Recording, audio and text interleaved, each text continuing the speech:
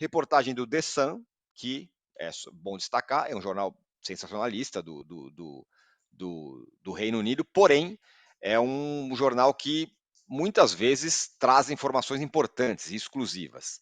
E é o caso agora em que ele diz que a FA, a Federação Inglesa, tende a banir, é isso mesmo que eu estou falando, o Paquetá do futebol inglês por conta do caso em que ele está envolvido em esquema de apostas. Banir, é isso mesmo que vocês estão ouvindo. Ele não poderia mais jogar no Reino Unido se isso acontecer. A federação na Inglaterra, né? A Federação Inglesa poderia bani-lo, o jogador que é do West Ham e da seleção brasileira. Como diz, eu gosto de dizer a Mili, são muitas camadas nessa história, mas eu queria começar com você, Danilo. Primeiro,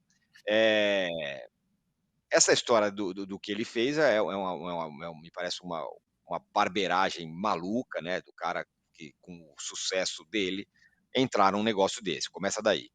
E a segunda ele está na seleção, tá tudo legal lá, beleza. Lá na seleção tá lá cumprimentando, falando com a galera, e ali na seleção parece que tudo bem. A seleção, a seleção parece um pouco um lugar meio privatizado, onde aí também tudo bem, tá tudo certo, deixa o cara lá. E aí, Danilo? A questão da, da Federação Inglesa, ela pode até eventualmente pedir para internacionalizar a pena, né? Então, se ela consegue banir, se ela decide banir e pede para a FIFA pode analisar e eventualmente o Paquetá não jogar em nenhum outro lugar, se ele consegue internacionalizar essa pena. Essa questão, Tirone, assim, para mim é bem complicada, porque o Paquetá, como a gente sabe, é um cara que já tem sucesso, já tem dinheiro, joga na seleção, teoricamente, teoricamente, na parte econômica, ele não tem muito para que se envolver num negócio desse. Mas todos os indícios apontam que ele se envolveu, porque tem um alto volume de apostas vindo da ilha de Paquetá, com pessoas que ele tem em relação, apostando num cartão que ele mesmo tomaria e tomou em 4 ocasiões. E é complicado a gente ver o vídeo, não tem como a gente falar. Ele fez de propósito, mas todos os indícios apontam. Eu acho assim, muito profundo para a gente conseguir cravar. Em todo caso, quando eu vejo a seleção mantendo o Paquetá, eu penso na questão, olha, ele ainda tem direito a se defender. Lá na Federação Inglesa, a própria federação adiou o julgamento dele, ele vai ter mais tempo para se defender. E aí eu fico pensando, é justo já tirar o jogador, mesmo antes dele ter sido penalizado, ele ainda ter sido culpado? Tira o jogador agora, ele não disputa a Copa América, daqui um mês a Federação Inglesa decide que ele é inocente. Foi foi justo o afastamento dele? E mais, até ainda mais profundo, uma das apostas foi combinada com o Luiz Henrique, jogador que hoje está no Botafogo. E o Luiz Henrique também tomou amarelo na época que ele estava no Betis. É justo o Paquetá ser afastado da seleção e o Luiz Henrique poder jogar normalmente no Botafogo? Então eu acho que é muito profundo, muito complexo. Se eu tivesse que tomar uma decisão, eu preferiria que ele fosse julgado para a gente poder ter uma certeza do que aconteceu. Isso ainda não aconteceu ainda. A gente não tem certeza da culpa dele. Nesse caso da CBF, a gente vai lembrar que ele foi tratado de maneiras muito diferentes. Lá atrás, com o Fernando Diniz, ele não foi convocado porque ele estava no meio de uma investigação por decisão do Diniz, e o Diniz, inclusive ele falou isso em coletiva, para manter a própria coerência dele, ele deixou o Paquetá fora das outras convocações, porque ele falou, bom, se eu deixei fora da primeira porque ele estava sendo investigado, eu vou continuar deixando fora. Mudou o comando, o Dorival assumiu a seleção brasileira, e desta vez, até onde a gente sabe, o Edinaldo tomou a frente dessa decisão, conversou com a Federação Inglesa, ouviu da Federação Inglesa que ainda não tinha uma decisão, que ainda ele poderia se defender, que não tinha nada definido, que tinha só uma acusação, e então o Edinaldo resolveu deixar o Paquetá convocado. Eu acho que é bem profundo e, sinceramente, tem dia que eu penso, não, tem que afastar, tem dia que eu penso, não, tem que esperar o julgamento. Para mim, é bem complexo essa questão, viu, Tironi? Olha, esse programa é muito bom, Mili, porque eu estava lá pensando, pô, o cara não pode ser convocado. Aí o Danilo vai lá e dá uma série de argumentos, eu já estou meio concordando com ele, entendeu? Já tô achando que é verdade, tem um ponto aí. O cara falou, pô, por que que o cara vai ser se o outro não foi e tudo mais? Essa é uma questão. E o Danilo também fala uma outra coisa que também eu acho legal e que a nossa companheira grande Ana Thaís Matos, da Globo, ela postou um negócio interessante. E se fosse o Diniz, nesse caso? O Diniz, de fato, ele cortou o Paquetá naquela ocasião. Mas agora tudo bem, não respinga nada, né? Já pensou se o Diniz falar, não, eu vou bancar o cara assim aqui? E o que a gente estaria falando? É um absurdo, como é que o cara tá lá? Mas como é o Dorival, que é um gente fina, que todo mundo gosta, é um cara legal mesmo tal, também passa despercebido isso, né? Sim, eu vi a ponderação da Ana, achei muito boa também, concordo com o Danilo, é um caso complexo. Quando o Paquetá foi desconvocado pelo Diniz, assim, foi aquela coletiva, né, um pouco antes, ficaram sabendo, desconvocaram, na mesma coletiva, o Antony estava sendo acusado de bater na mulher. E o Antony não foi desconvocado. Fica muito claro o que o futebol pensa a respeito da violência contra a mulher. Tem mais essa camada ainda. O acusado de bater em mulher, chama, pode vir. O acusado de tramóias esportivas, gente, melhor não. Ou seja, o mercado das apostas é uma coisa muito mais importante do que a vida de uma mulher, ou a integridade ou a moral de uma mulher. Tem isso. Outra coisa, o Paquetá é inocente, né? Até que se prove o contrário, ele é inocente. O conjunto probatório é pesado contra ele. Se vocês me perguntarem, eu estou duvidando de que isso vai dar bom no final. Eu estou achando que ele vai se dar mal. Mas hoje, amanhã, depois, até a sentença sair, ele é inocente. O argumento contra a permanência dele lá seria o argumento emocional. Eu não teria cabeça para estar ali defendendo a seleção. Então, pesaria contra ele a necessidade de, olha, vamos ter que chamar alguém que esteja inteiro aqui. A CBF poderia explicar isso. A gente está dando todo o apoio emocional ao Paquetá. Ele é inocente até que se prove o contrário, mas para essa vaga a gente vai precisar de alguém inteiro. Vamos chamar, eu estou em campanha pelo Matheus Pereira, gente. Eu estou cada dia mais encantada pelo meia do Cruzeiro. Para mim, ele é um fenômeno, mas enfim. Vamos chamar o Matheus Pereira, se eu fosse o Dorival. E aí tem essa camada do Dorival, nada colar nele. E o Diniz, a pele do Diniz era a mais sensível de todas. Porque o cara, ele não é. O Diniz não tem consenso em relação a ele. Ou a gente adora, ou a gente detesta. Então, qualquer coisa que o Diniz fizesse, eu mesma critiquei muito quando que ele não desconvocou o Antony, mas desconvocou o Paquetá. Mas no Dorival nada pega. Sim, ele está, assim, que a gente precisaria de mais um programa para falar do Dorival na seleção. Assim, é competente, é um cara que vai colocar a seleção num jogo competitivo, mas ele é a média, né? O futebol vai ser aquilo que a gente já sabe que não vai encantar, vai ser eficiente, que é um conceito desse mundo que quer privatizar tudo. Essa é a minha crítica. Muito bem. Ô, Casão, você que gosta muito de falar da questão psicológica do atleta, eu não consigo nem imaginar como tá o cara lá, agora o Paquetá, independentemente se ele for culpado ou não, mas o cara tá no olho do furacão. Vamos que ele seja inocente, mas imagina o cara falar assim, cara, tá acontecendo esse negócio comigo, eu não fiz nada. Não deve ser normal para um cara, um atleta de alto nível, tem que ter um nível de precisão em tudo que faz muito grande, de concentração, tá envolvido num negócio desse agora, né? O certo seria estar pensando nisso, sabe? Não estar envolvido em jogar futebol, não estar envolvido em treino, não estar envolvido em competição, né? Eu acho que o certo seria ele ficar afastado psicologicamente, pelo lado emocional, não pelo lado da questão de ser culpado ou inocente, que a gente não sabe o que vai acontecer. Eu tô com a Mili. Eu acho que vai acabar mal essa história para ele. Mas ainda tá ali. Eu acho que o Diniz agiu certo lá atrás em relação ao Paquetá. Concordo plenamente com a Mili, eu acho que todos nós concordamos com o caso do Antony, né? Era muito mais pesado o caso do Antony do que o caso do Paquetá. Mas o Diniz acertou no caso do Paquetá. Pelo que você falou, Tironi, eu não vejo, se fosse o Diniz, ia todo mundo atacar, como é o Dorival, que é legal, todo mundo gosta, ninguém está atacando. Não, o Diniz cortou o Paquetá. O Dorival, como você falou, foi o Edmundo que tomou a frente. Ele quis o Paquetá. Não foi o Dorival que teve escolha para decidir. Foi o Edmundo. Lá atrás, deu a escolha pro Diniz e o Diniz escolheu não cortar o Paquetá naquela época e não convocar as outras vezes.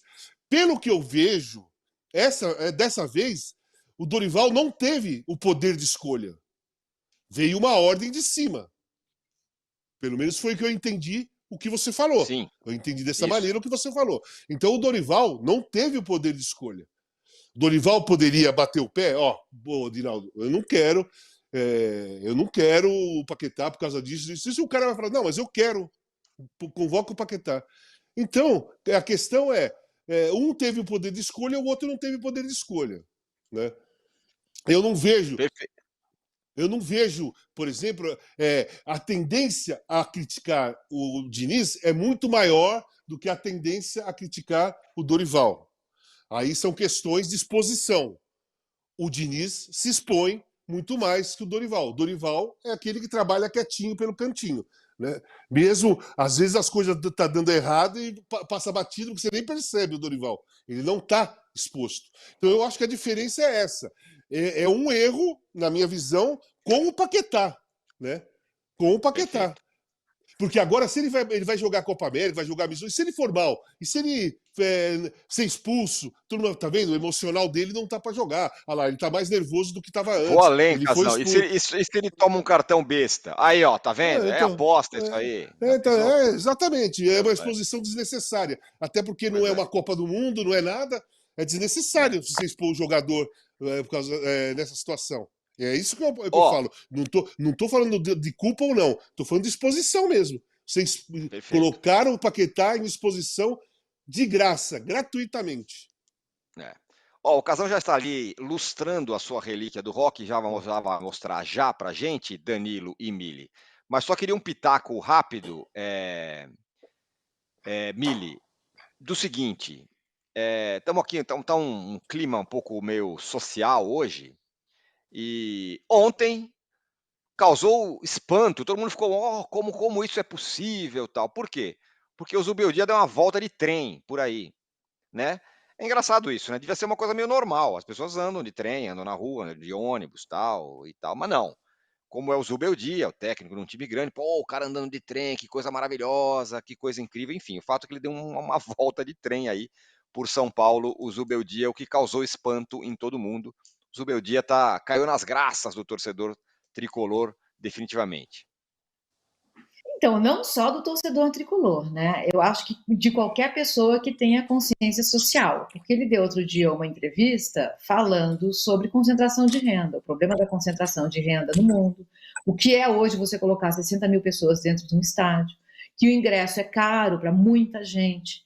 Me parece que o Zubeldia, que rima mesmo com alegria, vai ter essa pegada que falta a tantos boleiros hoje, né? Assim, de uma maneira geral, eu acho que o Zubeldia, se ele continuar assim, ele vai conquistar torcedores e torcedoras de outros times, pessoas que entendem o que você estava falando aí, Tirone, que é um mundo que está alargando o espaço das coisas privadas e encolhendo o espaço das coisas públicas. Um mundo que está tentando, há 30, 40 anos, convencer a gente que a gente precisa pagar para ser bom. Se não pagar, não é bom. O mundo que está encolhendo todo o tecido de solidariedade, de comunidade, um mundo que diz, seja você, vai você, faz teu corre, que você está sozinho nessa. Esse é o mundo que anda de helicóptero, que o cara que é rico se desloca, a gente nem vê mais as pessoas muito ricas, né, gente? Em nenhum lugar. Você vai no aeroporto, eles têm uma sala especial, não sei aonde, eles não andam mais, eles decolam, eles não saem de casa de carro. Você não vê mais, e eles não veem mais o mundo aqui no chão de fábrica. Eles não veem mais a miséria que a gente está passando.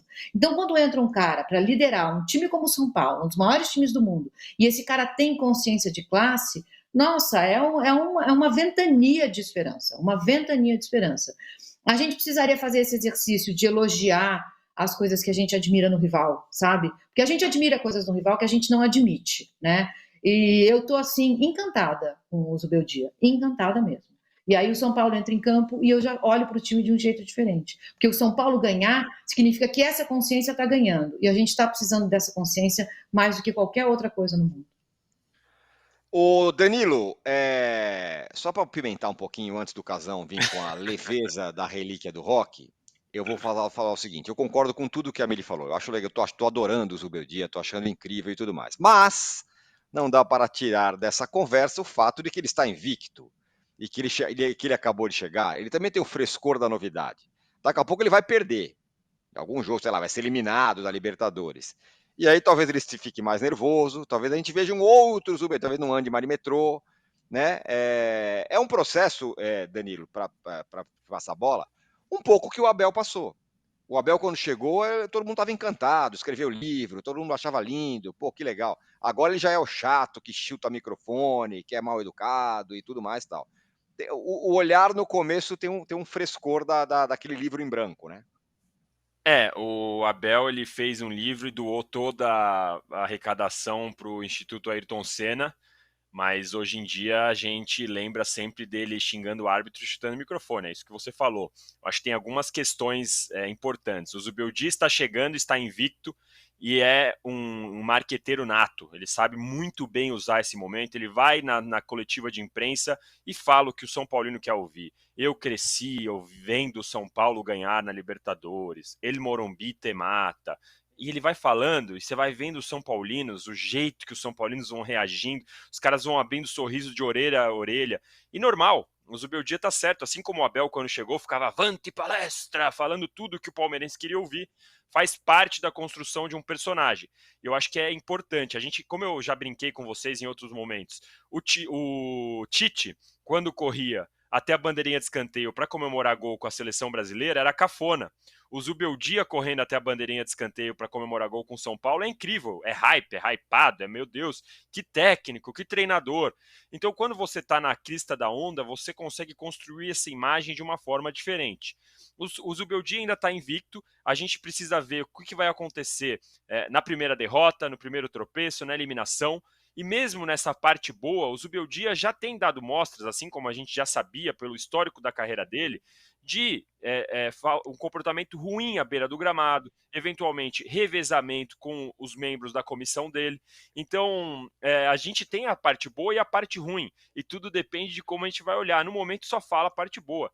Tem que esperar um pouquinho. O Zubeldia, eu gosto muito das coletivas do Zubeldia, eu tenho gostado do jeito que ele aproveita o São Paulo, mas tem essa aura toda que a gente tem que esperar para ver se é a prova de derrota, a prova de eliminação, para poder falar, olha que cara que o Zubeldia é e tal. E daqui a pouco tem outra coisa. Se o Zubeldia começar a ganhar por muito tempo, a vitória ela vai te deixar num lugar muito bom com o seu time, com o seu torcedor, mas ela te deixa exposta numa vitrine para os torcedores rivais.